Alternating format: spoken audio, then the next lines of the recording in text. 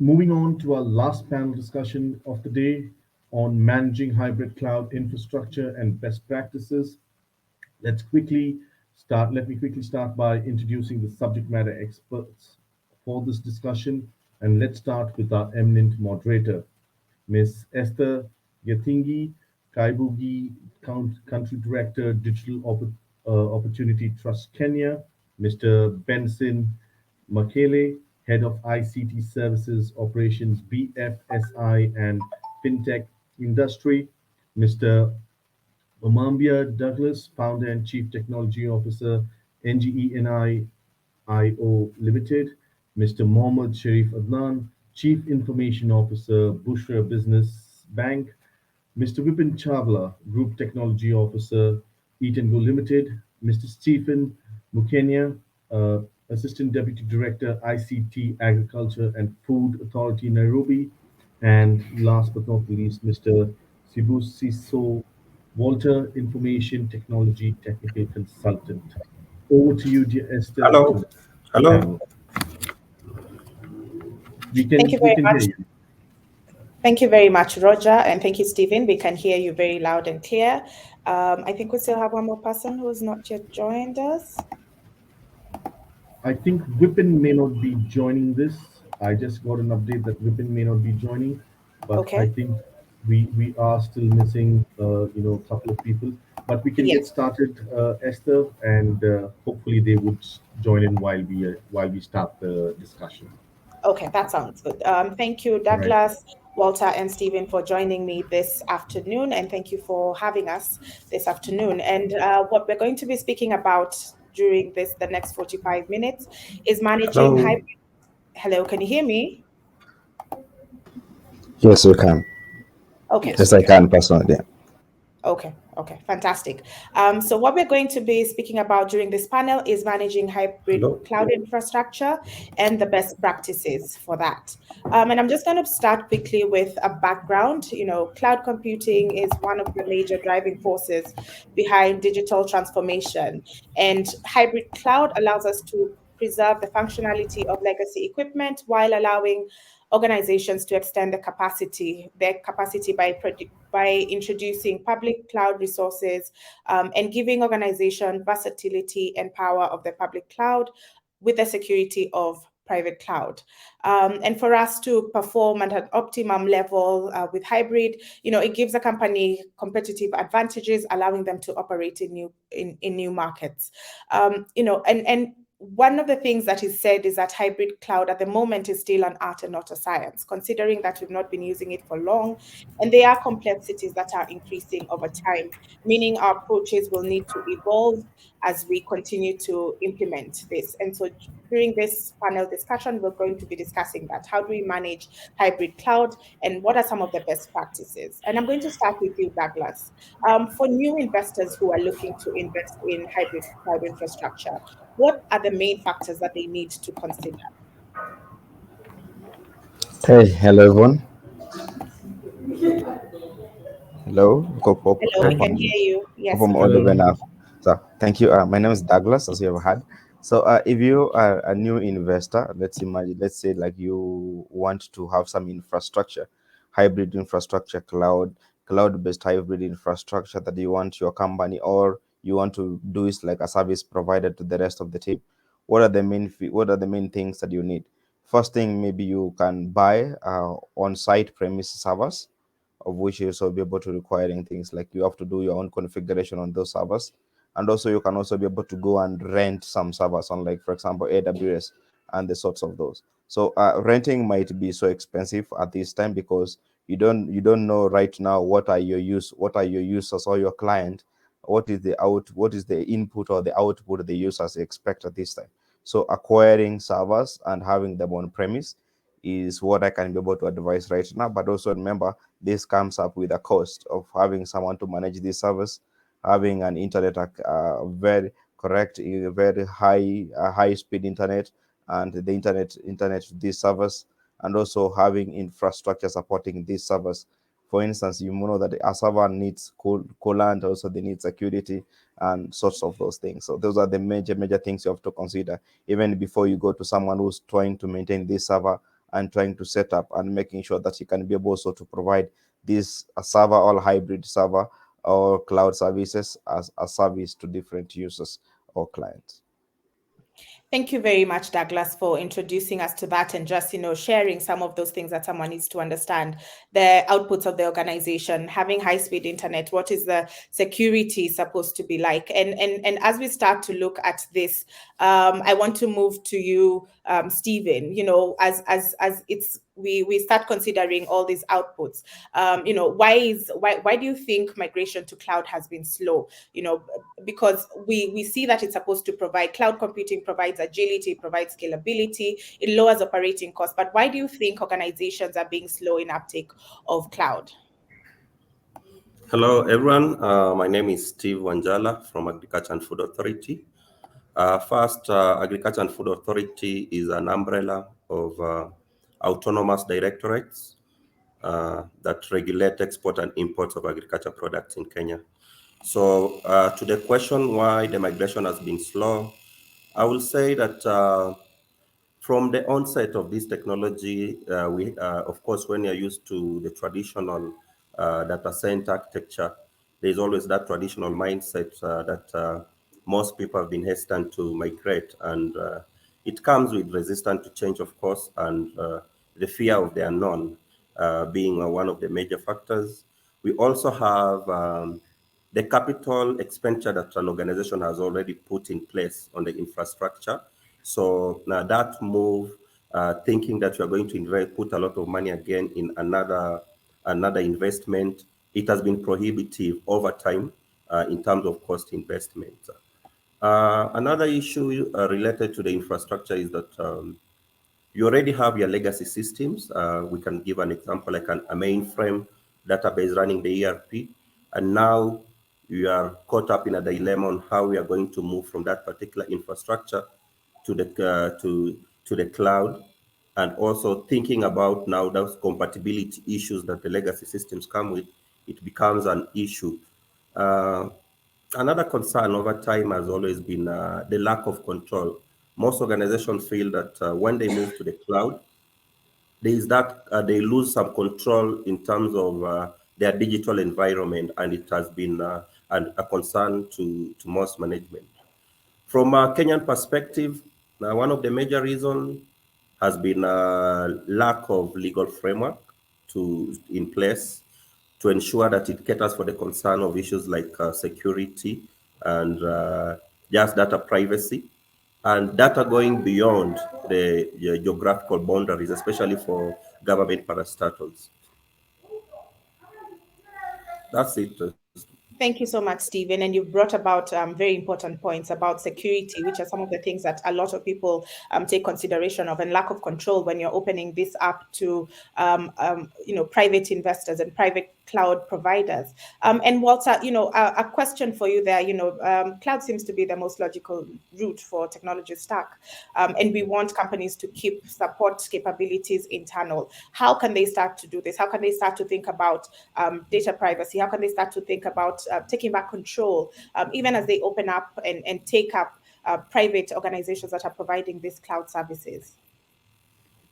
Okay. I will say now, because we are talking about the hybrid cloud. Sorry, Stephen, that question was for Walter. Okay, thank you. Walter, you're currently on mute. Hi, good afternoon. I'm sorry, I was fighting technology. Could you repeat the question, please?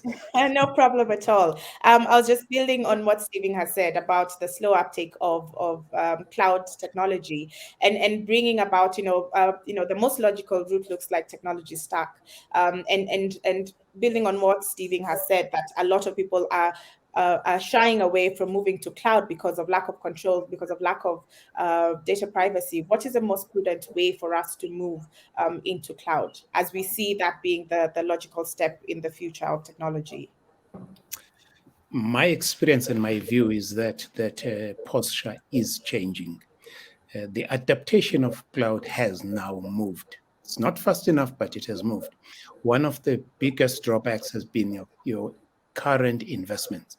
If you look at the estate that people have, and then you bring in the accounting side of things. If you haven't depreciated that, it's got a huge impact on the P&L.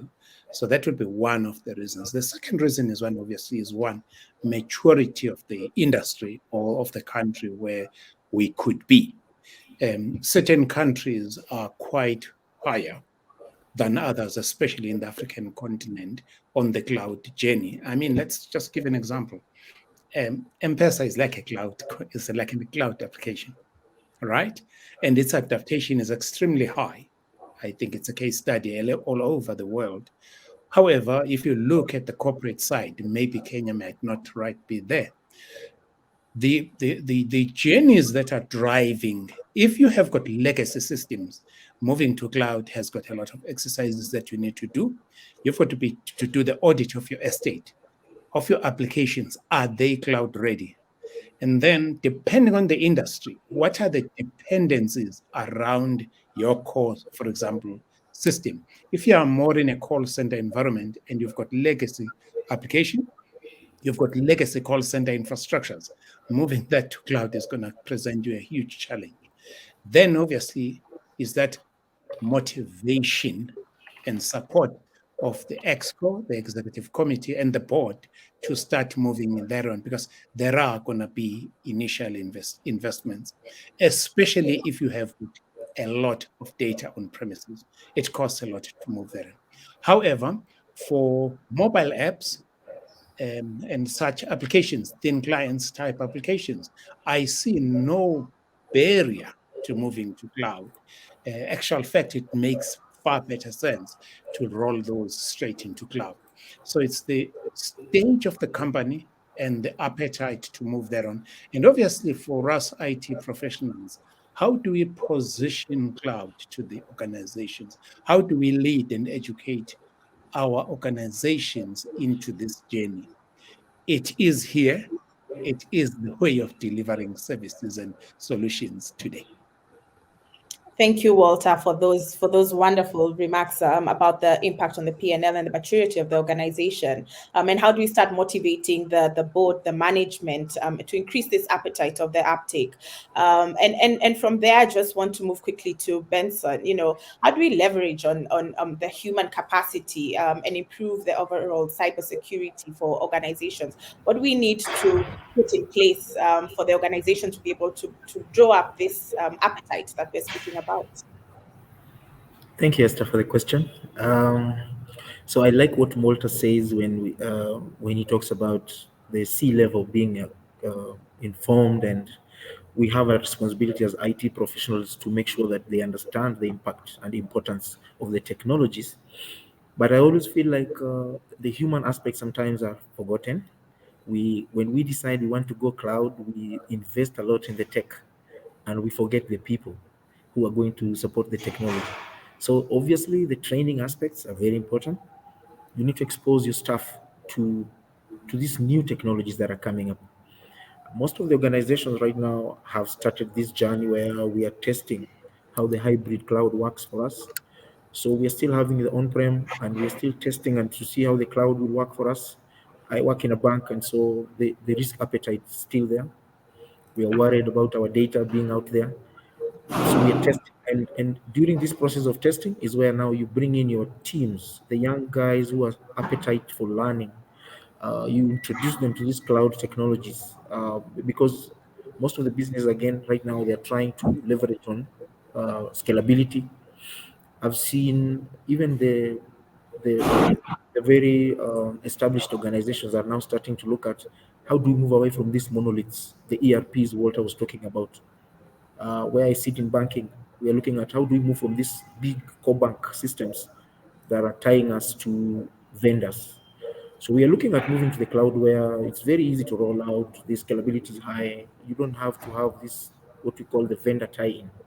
And so introducing new guys to the technologies, training the existing teams, exposing them to this new technology, that is the best way to leverage on the human capacity, just not on the technology.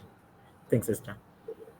Thank you so much, Benson, bringing in the aspect of training and capacity building and bringing that human aspect as we invest in technology, the importance of us leveraging the existing resources, the existing human resources, to ensure that that transition is smooth. And I want to move on to Mohamed and just have a conversation about that.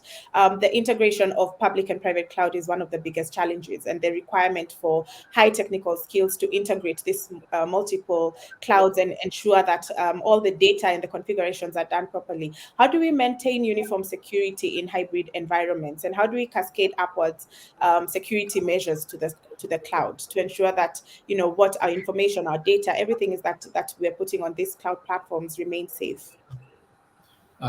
Thank you, Esther. So that it's a very interesting question, and it's one of the challenges people face. In fact, it's one of the challenges I faced in my environment, where you have a number of systems you deploy. These systems have certain security features that you have seen. You have network access control. So when you go to a cloud environment, where you don't control, and you are using it as your DR, you are using it as your failover.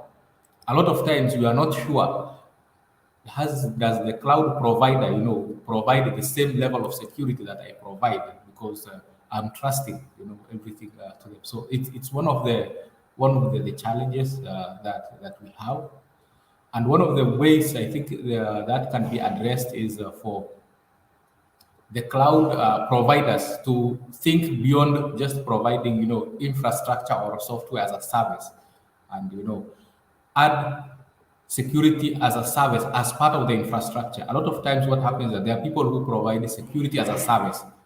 Unfortunately, the same people who provide the security as a service, they are not the same people who provide the cloud. So you have your cloud is hosted by East African, let's say, data handlers or whatever it is, or Safaricom. Your security service provider is ABCD company. They are providing your security. So those are two separate entities.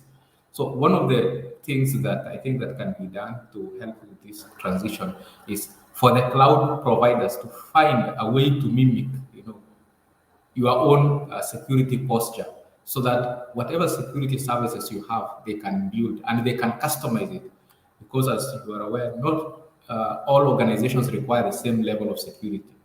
If you are in an organization, let's say you are in a restaurant business, you are food processing, the level of security you require is different from somebody who is in banking. You are doing transaction processing, so that kind of thing. So that is one of the things that I think we need to address in order to handle, so that we need to find a way of merging security with cloud, so that the cloud environment can provide any feature that you require of security. So you can have a bouquet. I am a bank. Your cloud needs to have this level of security. I'm a restaurant. I don't need all this level of security. I just need basic firewall authentication and those kind of things. So I think that is one of the things that, if it's done, it can address the concerns of organizations, and it will ease the transition into the cloud. Thank you very much, Mohamed. And just how do we, just managing that and ensuring that we have security of our data. And thank you for those points. And having cloud providers mimic what you already have existing in legacy systems, and ensuring that you're keeping that data safe. And that's one of the pitfalls we're seeing. And Douglas, what do you see as other pitfalls that people need to look out for as they start investing in cloud technologies? So thank you. Before, when I started the first time, I never said what our company do. So you just ask request for apology, and I will be mention of what we do. NGENI is sort of a startup. We started back in quarter 2020. Then basically training guys how to be Web3 and blockchain developers. And our main market is not the Kenyan market, even we are based here in Nairobi. So our main market is from the West, that is from the US and also Europe. Most clients come from Russia, and others from the US and South America too. So that is what we usually do here. We program and make exchanges for them in the Web3 and the blockchain space. And the major thing we do, we interact with cloud a lot. So that's why I decided. So this opportunity let me also have a talk here. But to answer that one, what do you need to look for as you are starting to invest in this space that is in cloud? So the first thing you have to look to is like what kind of infrastructure do you have, as my colleagues have said here, within you that you need to also to be able to move to the cloud. Are you also, is your services are such smaller to a point like now you can even go and buy some services from the cloud providers like AWS and Azure and others. There are many of them. So like you have to look at the kind of work, the kind of resources that you need for your infrastructure to be able to run to in that form. Yeah. Maybe if I forgot some part of it, maybe remember, just to maybe make me remember that. Thank you, Douglas. I want to move on to Stephen and ask, do you have anything to add there? What are some of the pitfalls also that that organizations need to look out for as they start investing in the cloud, in cloud technology, and especially hybrid cloud management? Okay, thank you. Yes, thorough preparations need to be made when you are planning to migrate to the hybrid cloud. Uh, some of the mistakes organization make is they don't do background research in regard to where they want to host their application. As one of the panelists indicated, you pay per computer requirement or per service. So unless you know your environment very well and you know what kind of service you are looking for, it can be very tricky. We have a situation where someone has hosted an application, but it doesn't know that it doesn't come with security service. So a lot can happen if you don't consider. You have to really look at your application portfolio and know if these applications can sit both on the cloud and on premise, because most of the time these applications need to be communicating at some point, and not all applications have that capability. Secondly, we also have to look at the time aspect. Time aspect when you are doing these kind of projects are very tricky. Cloud environments start billing you almost immediately you start using the environment. So you will want to go with applications that you can quickly deploy and they are up and running. You also have to look at the cost, especially when it comes to storage. I know it was earlier mentioned, but during the startup, the storage might be minimal, so you might not feel the effect of the cost. But over time, as the data grows, the cost can really be high and affect your finances. You also have to look at the infrastructure. If the data is going to be moving between the cloud and your on-premise, then you have to monitor the traffic capacity of your infrastructure, especially the network. You have to ensure that it can be able to support that. And lastly, we also look at applications that are not infrastructure specific. Given the heterogeneous nature of cloud, we will want an application that can work with on major platforms. Thank you so much, Stephen, bringing in the importance of understanding what exactly is being managed, who is going to manage this, what is the workload and the capacity that needs to be transferred to the cloud space, and the cost as well. And those are very key and important things that people need to look at as they start to transition into cloud. And Benson, over to you. What do you believe are some of the best practices as we move into hybrid cloud to ensure that we are moderating any security challenges that we might come across? Thank you very much, Esther. The cloud is a very interesting space because of the heterogeneous nature that Stephen mentioned. You want to have better security, number one. One of the reasons actually our C-level executives fear the cloud is security. But I've seen a lot of research where actually they are saying the cloud security is better than on-prem. So when we are going into security matters, we look at things like zero trust networks, and we have the shared responsibilities between the cloud service providers and the local on-prem support teams. So security is one of the habits that you must cultivate in your environment, because this is actually, if you ask me, the biggest concern most of the C-level suit have. You must ensure that For example, you have to do storage maintenance. Um, Cloud is expensive when you look at storage, so you need to find ways of doing a lot of archiving. Don't just have a lot of your data sitting out there and maybe it's not usable. You'll be paying a lot for it. The cost elements, the training aspects, you need to look at people who have the skill that can support your systems without incurring a lot of additional costs from the host service providers. Um, Stephen mentioned about the network. The bandwidth requirements as well are very high in terms of the costs. So you need to look at ensuring that everything is optimized. The optimization aspects are very important when you're looking at, especially a hybrid environment. As banks, we normally try to put our databases on-prem, and the lighter applications are the ones that we take on the cloud. So that's another consideration, which is a good habit, so that you don't put a lot of your data on the cloud, yet you can host this data locally. Finally, one of the things you need to make sure you check on is the regional, let me call it laws, or the regional laws that affect, for example, in the East African region, you have countries like Tanzania and Rwanda, which insist that they want their data inside their countries. So, as you're looking at, if you are a regional organization, consider uh, having those in-country cloud solutions, because you wouldn't want to establish your domain in Kenya, and then the Tanzanian company insists they also want to see their assets in their country. Thank you very much. Thank you, Benson. And just building on that, I think you've built on something that you want a provider who's able to reach across. If you're in multiple countries, then you're able to see that. And Walter, bringing you in here, we that aspect brings about using multiple cloud solution providers. Do you see like we're going to have consolidation soon as the demand increases, as more people start moving towards hybrid cloud? Do you see there will be consolidation of cloud providers?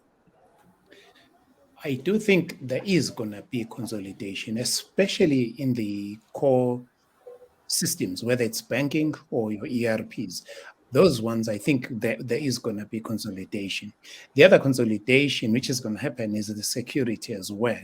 However, if you look right now, the landscape, there's just too many technologies. So the amount of time that you're going to invest looking at the technologies that are best suited to whatever cloud provider you have, you're going to have a lot of that. But to simplify it, probably is one.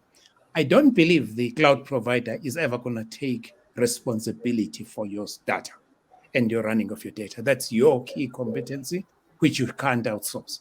You've got to keep that inside. They will give you a platform as a service or a software as a service, but managing your estate, I still truly believe that has got to remain internally. Similar as well to cybersecurity, which becomes a key component in this domain. I would outsource a SOC, first line, second line, outsource it, and have analysts who are going to be looking at the in-depth data on what is happening on my estate in the security space, purely because the skills issue is not going to get any better. I think the younger generations are moving abroad as quickly as possible, and there's market growth for that. You cannot stop that. So a SOC for security probably is going to become a must. And then you have got key senior analysts internally who are going to interrogate those logs and to do your architecture all the time. And I don't believe cybersecurities are going to cover the whole, hosting companies are going to cover the whole landscape of cybersecurity. I think you as a client have got a responsibility thereon. Yes, they will provide minimum guidelines or minimum baseline standards, and which as well, what is a minimum baseline standard?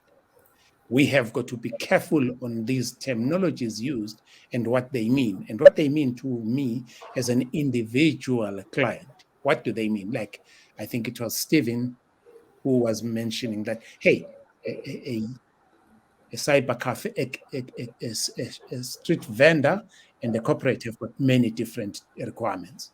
Now, take it one step further. Again, For newer companies and startup companies, it's easy. It's a very easy decision. Move everything to cloud. However, if you have got this big estate and this big data, cleansing that data has become a huge problem.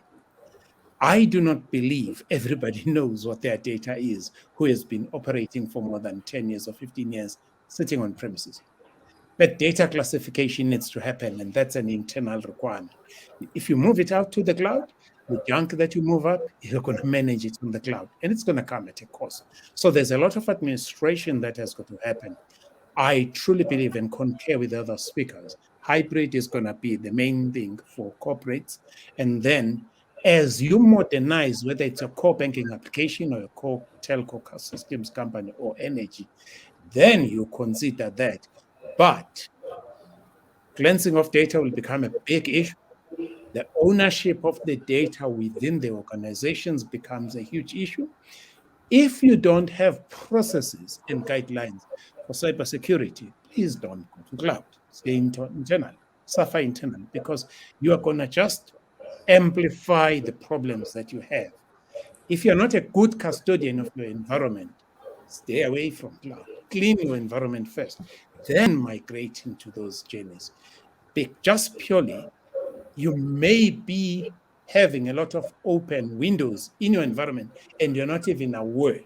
If you move those to cloud and some of the cloud providers see them, they will shut you off.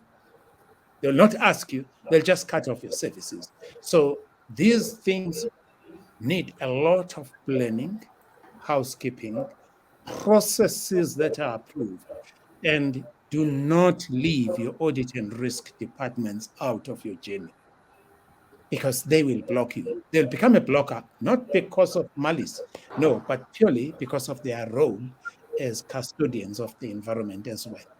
The other question to Benson, he mentioned the moving of the data to the cloud for banking, but Visa and MasterCard and all those are on cloud. So, but that's a discussion for another day. So it can move because we transact with Visa and MasterCard all the time online. They are on cloud. They are not on premises. Thank you. Thank you so much, Walter, bringing in very important points around, managing legacy systems, understanding what are the gaps that you have, what capacity does your staff have, and the need to understand security, governance, data, the end user dynamics, and how, all those approaches as we go towards hybrid cloud management, and the fact that sometimes most IT operations managers forget to look at these other things. They forget to look at governance. They forget to look at the end users, or they don't even realize what security gaps that they have. And Mohamed, I want to move to you at this point, just building on that conversation and building on that. How do we ensure that we are controlling this attacks that how do we identify these gaps that we have, and how do we control any attacks that may occur as we move towards more hybrid and this cloud environments, and maintaining that fidelity? How do we do that? Okay, thank you, Krista. So to add on what Walter has said, the thing is that the term that we normally use, garbage in, garbage out. So if you don't understand your data while it is on premise, if you don't understand your vulnerability, if you don't understand, you know, your points of weaknesses and your vulnerability, and you move with the same information to the cloud, it just means now you have multiplied your problems, by a certain factor. So the idea is that before you move to the cloud first, you have to put your house in order. That means maybe you might even need to get an external consultant, do vulnerability assessment and penetration testing, identify your weaknesses, fix them, do the cleanup. Once that has happened, now you can migrate to the cloud. Because as we said, when the cloud increases your service area of attack, when you are just in your own environment, sometimes you are safe because maybe nobody even knows about you. You have not even been identified. So you are safe simply because you are isolated. There's safety in isolation. Maybe you don't have even your core network is not directly connected to the internet. So even with a very minimal, security level, you can still be assured of protection. But the moment you move to the cloud, now you are a fair game for everybody. Your system is in the cloud. You are accessing all your data is transmitted over the internet. If somebody just intercepts and you are transmitting plain data without encryption, it means they can be reading all your encryption, or I mean all your information. So the first thing that you need to do is actually, if possible, if you don't have the internal capacity, get competent, whether it's an organization or an entity, to do for you the security assessment, do vulnerability assessment, penetration testing. Tell them what you want to do. That I want to take this system, which I have currently on premise, to the cloud. What are the exposures? What are the vulnerabilities that will come? Can I fix them now before? I think once you do that and you meet what is required, then you can go ahead. If it is necessary for you to delay your journey, your migration, it is better if, for example, maybe you find that you need 1 month or 2 months to do the cleanup and securing of your system before you move to the cloud. It's better. A delayed project that is executed well is better than a rushed project that all of a sudden we are hearing, we are reading you on the newspaper that such and such organization, customers' data is, has been compromised, something like that. So that is my advice on how to do that journey. Just to get experts to assist you. Don't feel shy. Sometimes there's this feeling that I've been running this legacy system for the past 20 years and I've never had any attack. So the same thing can happen for the next 20 years. You haven't had an attack because you are not exposed. Nobody knew about you. So I think that don't be too macho. Yeah. Thank you, Mohamed. And I want to just build on that also from Benson. You're also in the banking space, and the data you're holding is a lot more vulnerable. I don't know what you feel about having an external consultant looking into what are the loopholes. So what would you like to add into this conversation? I agree with Mohammed 100%. There are no heroes here. Don't be a hero. You'll suffer. So we get into partnerships with the experts. We normally sign what we call the non-disclosure agreements. So the partner who we engage with is not at liberty to release any of our data without. Actually, they're not even allowed. I don't think you're allowed at all. So the NDA covers us as a bank, but we make sure that we go with the experts, the people who know how to protect ourselves. So even the systems that we've gone to the cloud with, there's a lot of groundwork. We had all those checks done prior to moving or migrating the few applications that we have moved. It is an ongoing journey. They are still advising us on how to move the rest of the systems that we are planning to. Where I'm sitting, it's going to the cloud is a matter of when, not if. So the journey has started, and I don't think it will stop until everything finally will be sitting on the cloud, because we've seen the benefits of taking our assets out there and our systems. So you just need a proper partner, and there are many good partners out here who can give you the expertise to ensure that your data is safe, even if it's banking data. Uh, Finally, I've seen there's a lot of legislation that banks like myself, like ours, are subjected to. I know there's a commission, Data Protection Commission (DPC) in Kenya, which is working on legislation around this, and that legislation is normally enforced by guys like Central Bank, who we report to. So there's a lot of regulation and a lot of safeguards put in place, but you need the right kind of expertise behind you to execute safely and securely.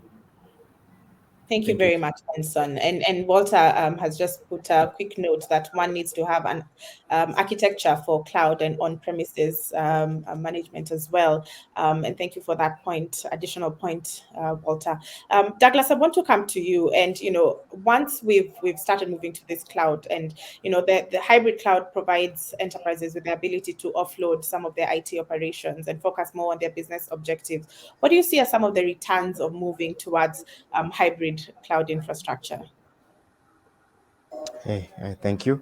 So the returns of moving to hybrid infrastructure comes in from the expenses the expenses you are consuming, and what is your income, or what's your revenue at the end of it.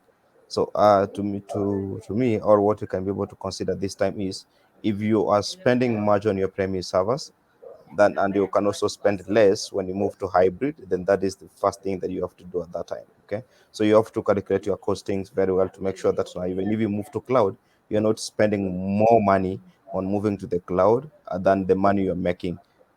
Okay, so that's the first thing. The other thing, maybe moving to there, you also need to, you can be also decide to be like a cloud provider, a local cloud provider here, already has some premise servers and also wants to move their clients there. So the other returns can be there is like, now you can provide the cloud that you have, or the hybrid servers that you've rented somewhere, you can provide them to your users as a service, and out of that you'll be able to make some cash. Thank you, Douglas. And I see, Walter, you have some points. Would you like to speak to the points that you put on the chat as well? How much time do we have? I think, like anything else, the architecture is becoming very, very, very critical. If you're just going to think you're going to move stuff to the cloud without looking at your whole ecosystem, you may just take the company to the ground. A lot of planning, probably will spend more time standing and knowing your environment becomes critical. If you don't have an architecture, it's going to become very difficult, because you're just moving stuff from A to B without all the other points that have been mentioned throughout the discussion. The architecture that will drive that becomes very critical, be it a hybrid or just a cloud solution end to end. And then the stuff. Yeah. Whereas we all say, hey, I'm going to save more on stuff, I'd like to caution there. You may move the cost of stuff away from you. You're moving it on an OPEX model, and then all your IP is gone. Then what are you left with? There's a lot of planning that you need to do. Like I had said, even on security, I'll keep the senior analysts internally and just leave the SOC to be managed by those SOC people 24 hours. There's low-lying fruit therein to be realized. And then finally, the whole thing is one, where is the organization going? What are the other ecosystems that the organization is interacting with? How do they manage their data? How do you allow them to come to you as well? I don't believe nowadays there's an organization that is just self-sufficient on its own. You've got technology and business partners throughout the world and throughout the country. How do you manage that data management or that information exchange between all of these? And then obviously the standards, the operational standards. What are you having? Yours? How do they relate to your partners' ones? All these things needs to be considered, because you may take down the company. And then the last thing is the customer experience. When we've done all this, what value is it bringing to the customer? Because if the customer experience is going to be worse, you may just as well try and keep it internally, because the damage and the publicity goes extremely very high. So there are all these things to be managed. But having said all this, cloud, like I think it was Benson who said, it's just a matter of time. I don't think it's a matter of time. It's happening right now. You can't run away from it. Thank you. Thank you very much, Walter. We definitely cannot run. Benson, you look like you want to quickly add something, but I want to move to Stephen before. I want to just move to Stephen. Do you have anything to add to the conversation as it's going on? I realize we've had everyone talking, but I've not given you an opportunity to speak again.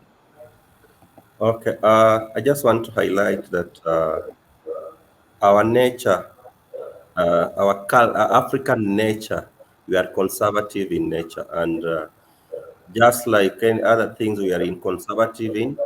Even when it comes to this cloud technology, we have been conservatives. But over time, as I want to agree with the panel that inevitably we are going to move to the cloud. And I want to appreciate the role that hybrid cloud is playing towards changing the culture of cloud. Because a hybrid cloud gives an organization an opportunity to test the waters so that you can be able to see that, yes, the cloud is going to reduce my operational cost. We can see the cloud helps me to do quick deployments or manage my organization in a manner that I transfer a risk to probably, if that's the case, if it's a public cloud. So it is playing a big role. Uh, and also when it comes to the earlier challenges I mentioned, like the fear of unknown, it's clearing that particular issues of lack of control. You can see if it's in a hybrid environment, we'll be able to manage your environment here. It also enables an organization to cater for the concern of the risk, where you can separate your data. If you have key sensitive data, you put it behind your firewall. Just like Benson had indicated that some of the application, they consider storage or some aspect of security. You say, now this data, I'm going to partition it, apportion some to the cloud and apportion some to the internal environment. So my submission is just in regard to appreciate what hybrid cloud is doing for organization, and eventually we'll be able to fully migrate to the cloud. And we can also see regionally we are picking up in terms of private data centers. We can see a lot of organization coming up. The East African data center is in place. We have the Concert City that is coming up very quickly, and very soon, as a country, as a region, we are going to have platforms or institutions that we can rely on in terms of going fully fledged, even with concerns of maybe boundary issues of data. So that's my submission, Esther. Thank you very much, Stephen. And Benson, I see you echoing the points that you don't know until you try. You have to start the journey from private, move to hybrid slowly, and then eventually to full cloud. I see Roger is back, so that means we should be moving on to the Q&A session. Roger, are there any questions that we're seeing? I'm not seeing any in the comments. Maybe you have some that may have come up. No, so far there haven't been any that's come to us directly, Esther. But in case we do receive any questions, we will go ahead and send them to the team, and you all can answer them Okay.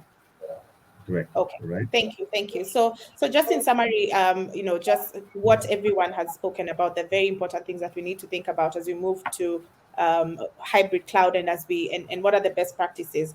People, that was repeated over and over. The importance of your people, the skills, ensuring that you're not losing technical skills, assuming that once you transition into cloud, that is taken care of. The importance of the C level, the management level, having their buy-in as we move into the cloud. The cost element, understanding, do you understand what are the needs and what it's going to cost to transition, and what are the organization needs. Very important to understand the gaps within your organization. What are the security gaps that you already have, that you need to take care of before you transition, and understanding of your legacy system as you move towards there, and the understanding the ecosystem. What are the providers providing, and how do you integrate some of those, and manage your data properly. So thank you so much for taking the time to be with us this afternoon. I think we've had a wealth of knowledge from our panelists. Thank you very much for joining us today. And if you have any questions, we will reach out to our panelists to answer those questions offline. So back to you, Roger. Thank you very much, all the panelists, Benson, Omambia, Mohamed, Stephen, and obviously Esther for wonderfully moderating the panel, and Walter as well. And thank you, dear panelists, for sharing your insights and valuable thoughts on this topic. I'm sure all our delegates would have captured some really great key takeaways from all of you and truly appreciate your presence here today. Thanks all once again. What a wonderful and power-packed day one has turned out to be, and I'm sure we all have learned a lot from what we heard today on the insights, trends, solutions, future, and predictions for the East Africa ICT infrastructure. For tomorrow's session, we once again have an exceptional lineup of some of the brightest minds from the industry. So kindly do not miss the last of the East Africa Hybrid Cloud and Cybersecurity Summit 2022 on driving the digital foundation to expedite innovation and business transformation. The event link will remain the same as today, and feel free to drop your questions in the chat box. Lastly, let me once again take this opportunity to thank our partners, our technology partner, Oracle, Platinum partner, SUSE, Gold partner, Manage Engine, strategic partner, MB Com Technologies, and last but not the least, I want to thank you, all of you, for joining us today.